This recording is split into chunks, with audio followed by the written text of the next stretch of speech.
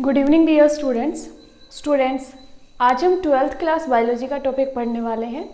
Topic जो है हमारा मेंस्ट्रुअल साइकिल और ऑस्ट्रिच साइकिल के बीच में डिफरेंस है।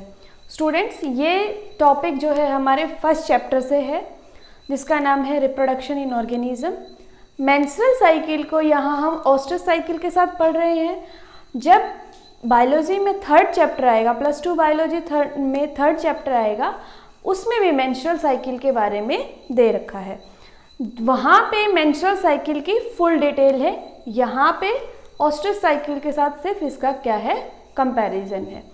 सो ऑस्ट्रिच साइकिल और मेंस्ट्रुअल साइकिल के बारे में हम डिफरेंस जो है उनके बारे में जानते हैं। स्टूडेंट्स, मेंस्ट्रुअल साइकिल जो है वो एक साइक्लिक इवेंट्स होते हैं जो कि स्टार्ट होते हैं, starting from one menstrual till the next one is called menstrual cycle. एक मेंस्ट्रुअल साइकिल से लेके और दूसरी मेंस्ट्रुअल साइकिल तक, जैसे कि हमारे पास यहाँ पे जो मेंस्ट्रुअल साइकिल है, अगर मान लीजिए यहाँ से स्टार्ट होती है तो पूरा साइकिल एक चेंज, यहाँ तक जो चेंजेस आएंगे वो क्या हैं, इसके मेंस्ट्रुअल साइकिल है।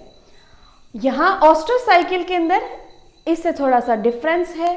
Some cyclic changes during reproduction, reproduction के दौरान कुछ साइक्लिक चेंजेस होते हैं, उसी को ही हम क्या कहेंगे, ऑस्ट्रिच साइकिल कहेंगे। अब इसके अंदर हमारे पास टोटल 4 फेजेस होती हैं।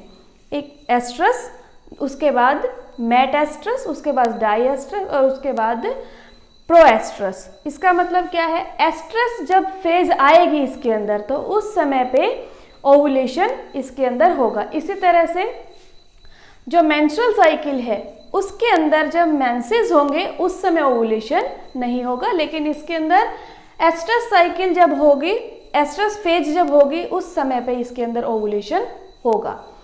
सेकेंड डिफरेंस है कि सेक्स अर्ज जो है वो इसके अंदर इंक्रीज नहीं होती। इसका मतलब क्या है कि मेंस्ट्रुएशन के दौरान या मेंस्ट्रुअल साइकिल के दौरान सेक्स अर्ज जो है वो बिल्कुल डाउन रहती है, बिल्कुल इंक्रीज नहीं होती।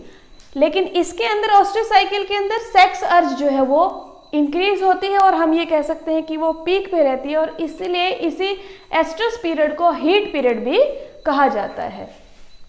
Blood flow in last few days of this cycle. अब देखिए इस साइकिल के, जैसे कि हमारी साइकिल जो है वो यहाँ से शुरू है और यहाँ तक टोटल ये 29 या 28 डेज की होती है ये साइकिल। अब जो साइकिल यहाँ से फर्स्ट डे टू 29 से चलेगी, अब यहाँ पे जो ब्लड फ्लो होने लगेगा, ये हमारा इसका फर्स्ट डे है और यहाँ पे 29th डे है।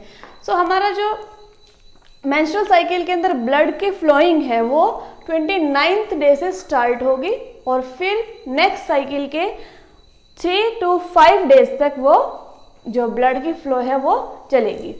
अब यहाँ ऑस्ट्रिच साइकिल के अंदर ऐसा नहीं होता, यहाँ पे ब्लड जो है वो फ्लो नहीं होता। ये इसका मेन डिफरेंस है कि मेंस्ट्रुअल साइकिल के अंदर ब्लड फ्लो होता है और ऑस्ट्रिच साइकिल के अंदर ब्लड फ्लो नहीं होता। अगर होता भी है तो बिल्कुल माइन्यूट ब्लड जो है वो इसके अंदर फ्लो होता है, लेकिन यहाँ पे ब्लड की अमाउंट जो है वो ज़्यादा होती है। अब यहाँ फोर्थ डिफरेंस के अंदर female does not permit copulation. Menstrual phase के अंदर जो ह्यूमन फीमेल है या अदर फीमेल्स हैं वो कॉपुलेशन को परमिट नहीं करती, लेकिन यहाँ पे ये भी इसका एक डिफरेंस है जो कि बहुत इसको इससे अलग करता है। यहाँ पे जो फीमेल है वो कॉपुलेशन के लिए परमिट करती हैं, और हम ये कह सकते हैं कि एस्ट्रस पीरियड के अंदर ही फीमेल जो है वो मेल को कॉपुलेशन के लिए परमिट करती है, बाकी समय में परमिट नहीं करती, अलाउ नहीं करती।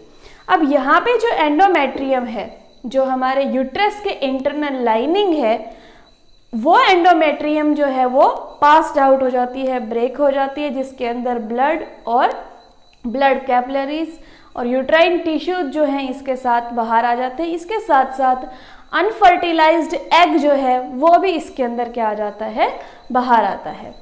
अब यहाँ पे एंडोमेट्रियम जो है वो इस तरह से बाहर नहीं आती, वो रीएब्जॉर्ब्ड हो जाती है उसी समय पे और यूट्रस के अंदर उसका रीएब्जॉर्प्शन हो जाता है। अब ये एक लंबे समय का प्रोसेस है, क्योंकि देखिए यहाँ पे हमने जाना था कि ये 29 डेज का प्रोसेस है, जबकि ये प्रोसेस जो है इसका पीरियड जो है काफ़ी कम है। यहाँ पे 12 to 24 आवर्स जो है उतना टाइम लगता है एक काऊ के अंदर, 12 से 24 घंटे इस पीरियड के दौरान टाइम लगता है। अब मेंस्ट्रुअल साइकिल जो है वो ओनली प्रीमेट्स के अंदर ही होती है। प्रीमेट्स जो है वो एक ऑर्डर है ह्यूमन और ह्यूमन लाइक जो हमारे मैमल्स हैं उनका। सो ह्यूमन और उसके साथ इसके कुछ 6 जो हैं वो अदर कैटेगरीज है। इसके अलावा जो सारा कुछ बच गया वो नॉन प्रीमेट्स है, जैसे कि ह्यूमन, मंकी, एप्स, लेम्यूर, ये सारे के सारे क्या हैं, प्रीमेटा हैं। अब यहाँ पे जो है ये नॉन प्रीमेट्स के अंदर होती है, नॉन प्रीमेट वर्टिब्रेट्स हैं उन्हीं के अंदर होती है, जैसे कि cow, dog, tiger, sheep, rat, buffalo, deer. तो ये सारे के सारे कौन है, नॉन प्रीमेट्स। तो ऑस्ट्रिच साइकिल जो है इन्हीं के अंदर होती है, मेंस्ट्रुअल साइकिल जो है वो प्रीमेट्स के अंदर होती है। सो स्टूडेंट्स, ये सारे के सारे डिफरेंस जो हैं वो एस्ट्रस और मेंस्ट्रुअल साइकिल को एक दूसरे से क्या करते हैं, अलग करते हैं। अब जो मेंस्ट्रुअल साइकिल का जो डायग्राम है जिसके अंदर इसकी तीनों फेज दी गई हैं, जिसके अंदर प्रोलिफरेटिंग फेज दी गई है, ल्यूटियल फेज दी गई है, मेंस्ट्रुअल फेज दी गई है, ये सारी के सारी फेजेस विद डायग्राम और उसके साथ साथ उसके जो हॉर्मोन्स हैं, इन सब को हम 3rd चैप्टर की जो मेंस्ट्रुअल साइकिल पढ़ने वाले हैं उसके अंदर उनको कवर करेंगे।